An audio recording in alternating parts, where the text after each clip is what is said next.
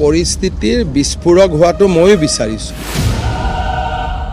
অসমত কেতিয়াবাতো পৰিস্থিতি বিস্ফোৰক হ'বই। বিস্ফোৰক হ'লে আমাৰ মানুহবিলাক কেনেকৈ জীয়াই থাকিব? আৰ্মছটো থাকিলেহে জীয়াই থাকিব পাৰিব। Licence arms. সেইকাৰণে মোৰ কথা স্পষ্ট যে অসমীয়া এতিয়া জীয়াই থাকিবলৈ শিকিছে আৰু অসমীয়াই জীয়াই থাকিবলৈ শিকিব লাগিব। আন্দোলন কৰিলে অসমীয়া জীয়াই নাথাকে, অসমীয়াই প্ৰেক্টিকেল ষ্টেপ ল'লেহে জীয়াই থাকিব পাৰিব।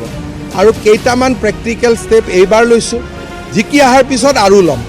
আৰু ধৈৰ্যৰ মই পৰীক্ষাই কৰি আছোঁ। ইমান ধৈৰ্যৰ পৰীক্ষা কৰিব লাগে কৰি থাকিম, কোনো আপত্তি নাই।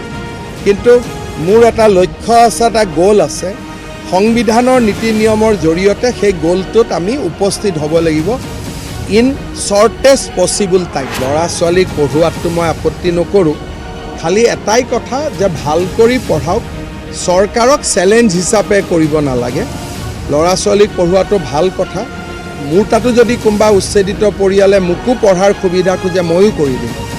পঢ়া শুনাটো বাচ্চাক লৈতো আমি পলিটিক্স নকৰোঁ, কিন্তু এইটো মানৱতাৰ কাৰণে কৰিলে আপত্তি নাই।